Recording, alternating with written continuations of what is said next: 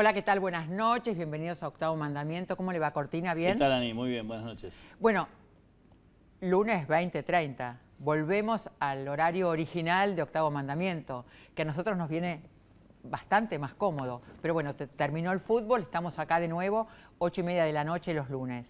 Y hoy nosotros con la gente de Octavo, la gente de Vocación, dijimos, ¿qué vamos a hacer? ¿Más de lo mismo? ¿Más de lo que hacen todos? No. Vamos a hacer algo distinto. Vamos a hacer un análisis más profundo de qué pasa en las elecciones, qué pasa con el voto de los argentinos, qué pasa con nosotros desde la democracia, desde el 83, a partir de Alfonsín para acá. ¿Qué pasó con el voto? ¿Qué pasó con el peronismo? ¿Qué pasó con la Unión Cívica Radical? ¿Qué pasó con los terceros partidos, que podía ser el PI en algún momento? ¿Qué pasó? ¿Qué pasa con la voluntad de la gente? ¿Qué está votando la gente? Y estamos con Liliana de Riz, que es socióloga, investigadora del CONICET. Un honor, señora, tenerla acá. Muchas gracias por invitarme. Con Luis Tonelli, que es analista político y es director de la carrera de Ciencias Políticas de la UBA. Un gusto también, Luis, tenerte acá. Bueno, la primera pregunta es eso, ¿no? Desde el 83 hasta ahora, ¿qué dice de nosotros lo que votamos?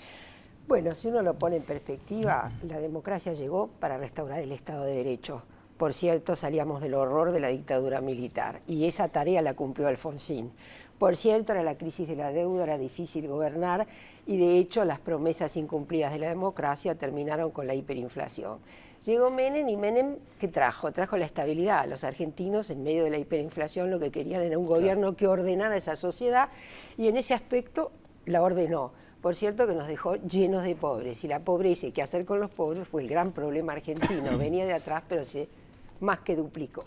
Por lo tanto, llega el tema de la alianza, que es un breve interregno con la esperanza de tener una democracia con justicia social. En medio de la fiesta menemista del endeudamiento, la sociedad argentina pagó muy caro la imprudencia de las políticas previas y la mala gestión, debe decirse, también de la alianza. Ese breve interregno termina en una crisis fenomenal del 2001. Y de esa crisis con varios presidentes que llega el señor Kirchner y luego su esposa, que en realidad lo que han practicado, no sé qué pensás vos, pero es una especie de asistencialismo generalizado. Por cierto que protegido por la bonanza y por cierto que había que hacer una política para los pobres, que la Argentina tenía una cantidad enorme, el 50 y tantos % en el 2001. Entonces hubo un periodo de bonanza extraordinario en la Argentina gracias al boom de las commodities y a una gestión que hasta el 2007 manejó con eficacia esa bonanza para reparar el tejido social dañado de la Argentina. A partir de entonces tenemos un tercio de pobres hoy, no hay la bonanza ya que hubo y la mala administración de esa bonanza nos deja sin crecimiento industrial, con caída de la economía y con todos los dramas que hoy tenemos, además de una inflación creciente desde el 2007 y de un instituto de estadísticas que a partir de entonces decidió que la realidad era la que el discurso quería y no la que los argentinos vivimos. Luis. El problema es que siempre coincido con Liliana. Así que vamos a tratar de decir algo ¿Ustedes diferente. son como un matrimonio, decís? No, en realidad lo que soy es un lector muy apasionado de las cosas que escribe Liliana, porque nos conocemos hace muchísimo tiempo. Ahora, para agregar algo diferente, el patrón de voto. Totalmente de acuerdo con el relato que hizo Liliana de lo que fue sucediendo a nivel político. Hay un tema, que es que los argentinos nos hemos dado una democracia y esa democracia en el 83 tuvo como objetivo recuperar el Estado de Derecho. Lo que no nos hemos sabido dar es una economía estable que evitara crisis tremendas sistémicas. Esa se dio en el 89, se dio en el 2001. Y siempre está rondando el fantasma de la crisis, lo cual justifica los gobiernos fuertes. Los gobiernos fuertes, digamos, se basan en una reconstitución de lo que puede ser la dimensión vertical, que es lo que hizo el kirchnerismo. Y lo hizo de una manera implacable, quizás como pocos. Ahora, claro, esto viene en detrimento de lo que lo que Guillermo Donner hablaba de la dimensión horizontal de la democracia, que son los controles, la división de poderes, ¿no? La cuestión de estos balances necesarios. Ahora, claro, el punto aquí es que estas crisis, sumada a lo que es el advenimiento de la democracia mediática, ha hecho que los partidos como organizaciones se hayan debilitado, como organizaciones nacionales. Claro. Entonces, lo que uno puede ver es que a partir de ese bipartidismo que teníamos en el 83, lo que ha sucedido es una fragmentación del voto. Fragmentación que ha sufrido más la oposición que el peronismo. Porque el peronismo puede estar dividido en dos grandes espacios, uno que gobierna y el otro más minoritario, esperando que le caiga, pero la oposición se fragmentó en varias partes. Y eso yo creo que ha sido la clave en el éxito del kirchnerismo durante toda esta década pasada, ¿no? Ahora, Luis, Liliana, yo siempre tengo la sensación, y por eso le quería preguntar, que uno cree que el 2001 pasó allá muy lejos, el que se vayan todos, después, bueno, la reconstitución, al menos parcial, del sistema político, pero mi impresión es que esos ecos todavía no llegan. Yo creo que el trasfondo de la crisis o sea, el del trasfondo 2001 es está que, presente. como vos decís, que la crisis de los partidos tradicionales aún no se resolvió. Desde ya. Está presente porque sigue la fragmentación partidaria, sobre todo en el seno de la oposición, y falta una perspectiva nacional. Las últimas elecciones que acaba de haber el domingo dan una idea de la enorme fragmentación del mapa político y, por cierto, de la manipulación de las reglas, que en Argentina es una constante. ¿Por qué hay elecciones sucesivas y no una gran elección que coincidan todas como era y debía ser?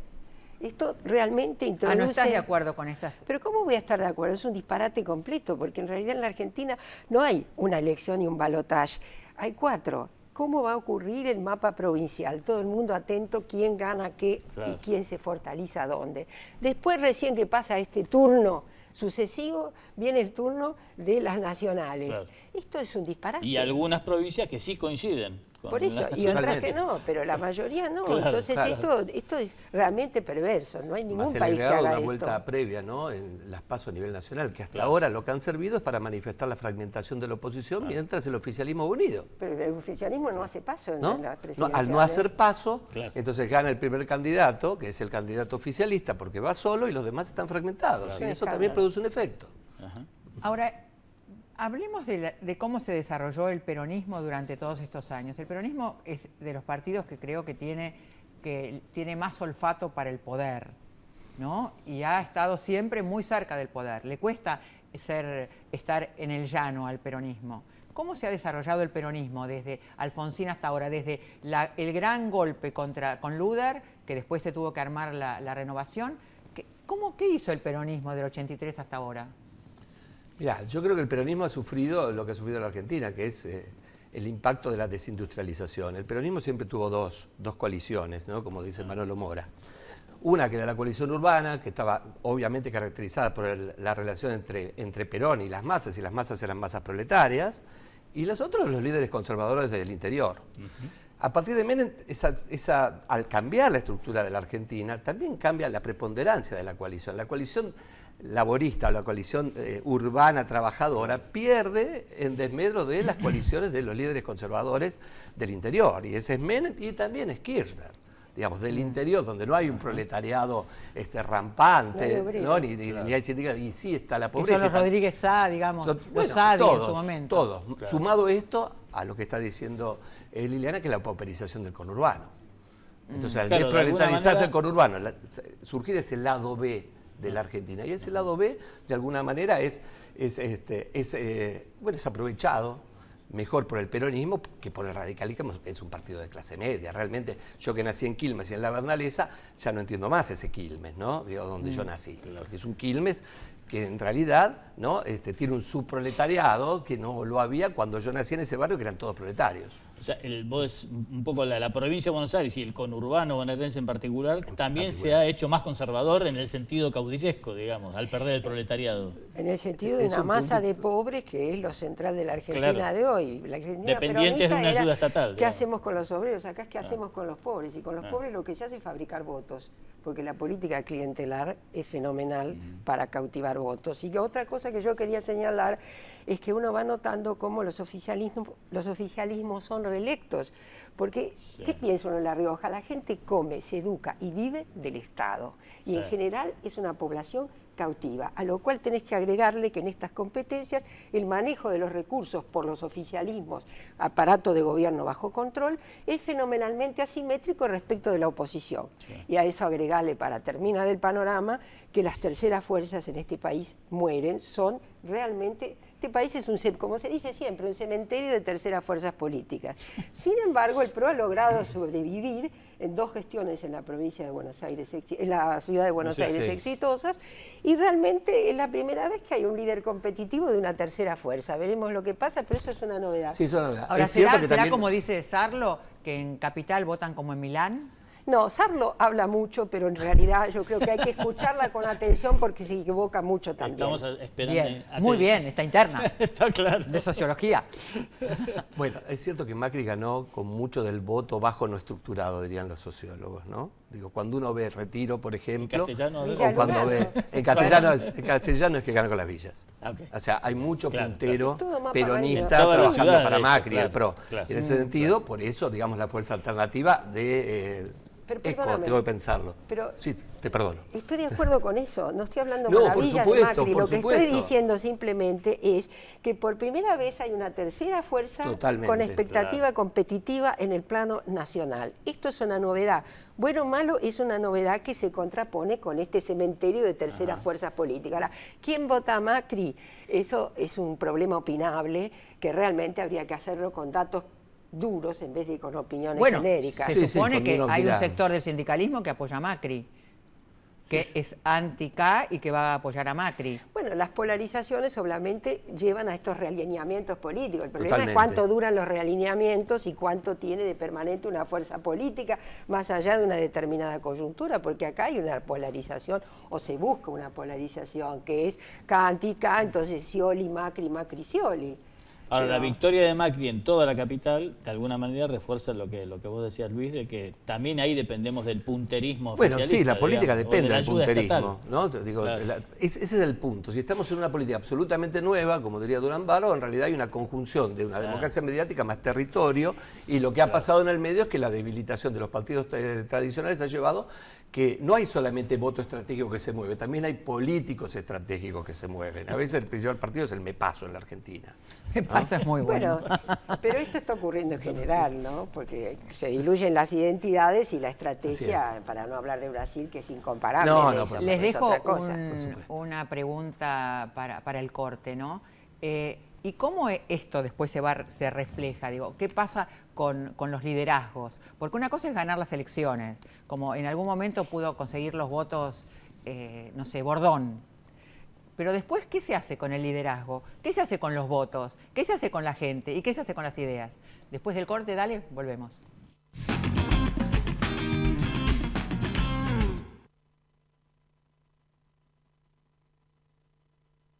Cuando tu plan de salud está pensado desde la prevención, tu cobertura se multiplica. Por eso, si lo pensás, OSDEPIM es la mejor opción para vos y tu familia. Plan de Salud PYME te protege. Encontrá un plan a tu medida llamando al 0800-288-8432 o en nuestra web. OSDEPIM, la obra social empresaria. Silfa, laboratorios farmacéuticos, auténticamente argentinos. Banco Industrial, el banco de los que hacen. Ayudamos a producir más alimentos con menos recursos para un mundo en crecimiento. Descubrí quiénes somos realmente. Ingresá a Descubrí Monsanto y sé parte de la conversación.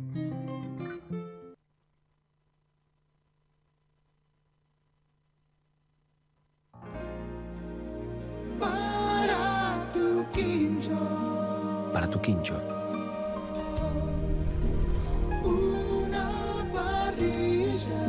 Una flor de parrilla.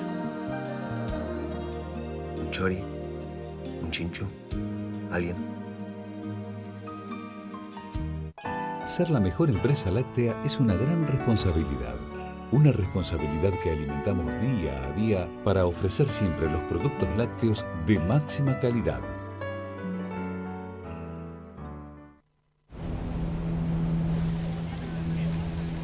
Un simple encuentro puede cambiarlo todo. En un instante te quedas sin aliento. Y a partir de ahí, el tiempo no importa. ¿Qué te mueve? ¿Qué te impulsa? Eso es lo importante. Porque cuando algo te moviliza, te pasan millones de cosas. Nuevo Honda HR-V. No te mueve, te moviliza.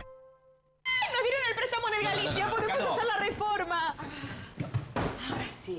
Bien, esto vuela, vamos a poner un espejito divino con unas florcitas preciosas. Esta foto vuela y te estoy haciendo un tremendo favor. Todos esos trofeos de segundo puesto vuelan, vienen los peluches, sale batería, entra cuna y esto, obviamente, vuela. Si es un avión, ¿qué va a hacer? Sí, yo también voy a volar un día de estos.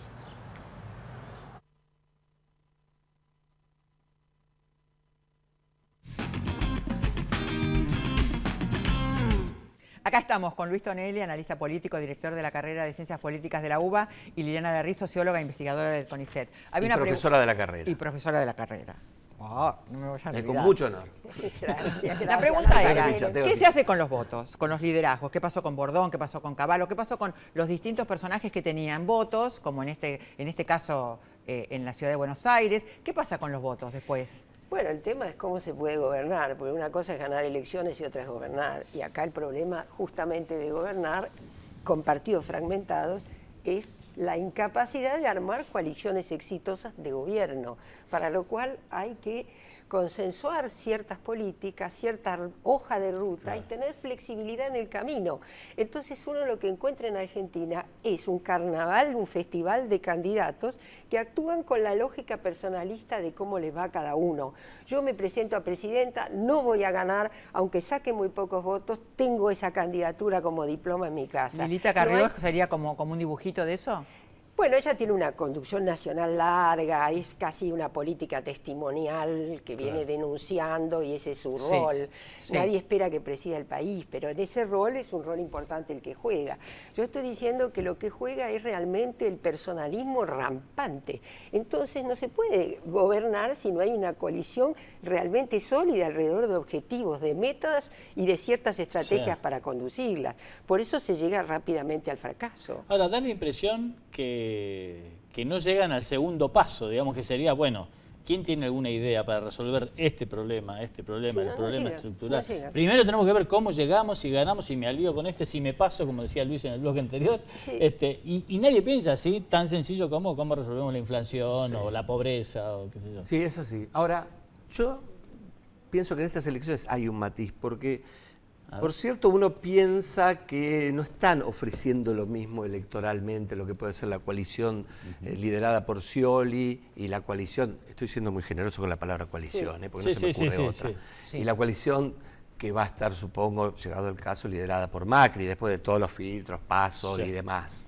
¿no? Me parece que en realidad están proponiendo dos visiones diferentes de la Argentina. ¿Tanto? ¿No? Sí, yo diría que sí. Yo también diría que sí, muy claramente. No, porque digo, hasta este momento vos fíjate que las cosas en la Argentina han cambiado vía crisis. ¿No? Sí. Nadie eligió el menemismo, digamos, lo eligió en realidad la crisis de lo que había sido el estado de bienestar con B corta que teníamos. Lo mismo pasó con Kirchner. No, sí mismo pasó con Kirchner. ¿No? Nadie en realidad votó, como hecho, diría nuestro amigo Pablo Kirchner Kerchunov, una política de corner, no tenía más remedio que salir. Me parece que ahora la estabilidad, cruzó los dedos, tocó madera, ¿no? Por primera vez en las elecciones presidenciales nos permitiría algún tipo de variación, un ángulo que puede marcar diferencias. ¿Los ves muy distintos a Scioli y a Macri? Veo que uno dice continuidad y el otro dice cambio, ¿no? Entonces digo, sí. Perdón. No, en absoluto. No, lo que yo siento es que acá la propuesta de Macri, esta idea de una gestión transparente, de cierta modernidad, que incluso cómo se votó era un poco un remedio de lo que pueden los argentinos tener para cambiar un poquito como símbolo, lo veo en ese sentido un liderazgo más moderno, con equipos más modernos, con capacidad de discutir gestión y con demanda de transparencia. A Scioli no lo veo para nada moderno, lo veo representante de lo más arcaico y además veo que es un liderazgo que se funda en no tener ninguna cualidad que lo distinga. Es realmente un personaje que se caracteriza por esta definición muy peronista de la lealtad. Cafiero, si viviera, diría, por eso hay traidores. Lealtad, obediencia y, en realidad, cuáles son sus rasgos distintivos. Por lo menos Macri vino a traer una idea de novedad. de equipos jóvenes, de equipos decididos a cambios, de cierta ola moderna. ¿Por qué parecería que a muchos electores, o por lo menos hasta ahora, al menos hasta Zanini por lo menos, confiaban en que Scioli era algo diferente? Es decir, ¿en qué se basaban para intuir que detrás de esa... Yo creo que la diferencia viene dada por el estilo, ¿no? Entre el estilo kirchnerista, la diferencia de Scioli, que es un moderado. El que arrasa y el que conversa, digamos. Sí, cuando uno mira un poco la gobernación de la provincia de Buenos Aires, en la legislatura, Scioli no ha tenido ningún problema y le han votado casi por unanimidad todo. Entonces, en ese estilo realmente todos se diferencian del kirchnerismo. Ahora, la cuestión del cambio y la continuidad política también es un tema muy interesante porque nos deja con la moneda un poco en el aire, porque la Argentina está dividida en ese sentido, ¿no? Cuando uno mira las encuestas, claro, el tema es que es policémico, es el anti-K.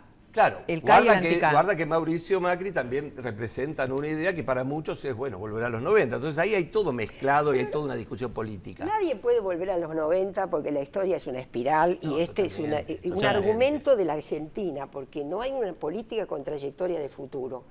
Todo lo que se juega en K, Macri, Scioli tiene que ver con el pasado, que además es una paradoja, porque si hay un pasado noventista que algunos ocultan mejor que otros, es el de la dirigencia que actualmente gobierna, incluido el que, como es leal, se lo reconoce y se lo agradece. En la foto de La Rioja faltaba Menem, pero era una ausencia presente. Pues fue mencionado.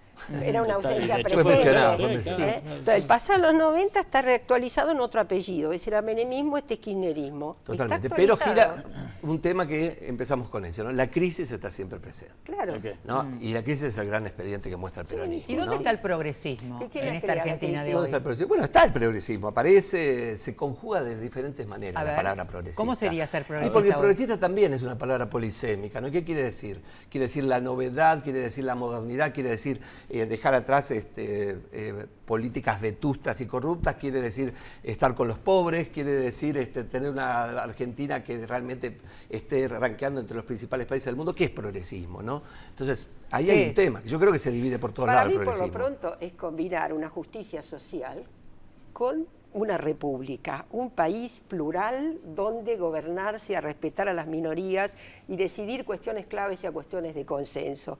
Mientras no tengamos esta dimensión republicana, palabra que a muchos les suena muy rara, no va a haber capacidad de combinarla con una política razonable de justicia social. Aquí esta dicotomía nos ha confundido desde los años 50. Acá se cree que para tener progreso social hay que vivir bajo mandamases y no hay que respetar la Constitución. ¿Vos decís que república y justicia social no deberían ser contradictorios? No, la gente puede ser socialista y liberal, francamente. Y ese gran clivaje argentino. En este país es progresista aquel que es autoritario porque tiene una vía de progreso social concentrada en alguien que, como una madre o un padre, nos garantiza lo que nos va a dar, que termina siendo una dávida, porque además hay que agradecérselo a una persona cuando lo pagamos todos los argentinos. Claro.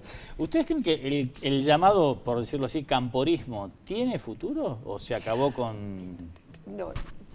Cuando digo camporismo, obviamente no me refiero al tío Cámpora, sino a esto. No, pero esa es la Cámpora. Esa es otra. Yo me hice amiga del tío Cámpora en México y lo conocí mucho. Y realmente... El más conservador de todos. Era un señor conservador de San Andrés de Giles, pero impresionante. Entonces que estos chicos toman el nombre de la Cámpora sin tener la menor idea de lo que significa.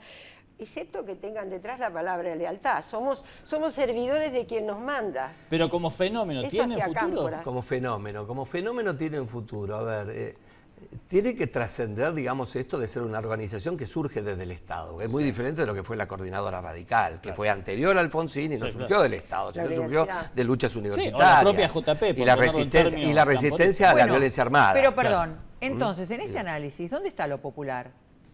¿Lo popular? Sí, ¿qué es lo popular? Lo popular es la gente que va a votar y elige desde su perspectiva cuál es el mejor candidato. Así que en la Argentina las elecciones son populares, no están diagramadas y desquitadas desde arriba. Por eso tenemos una moneda en el aire.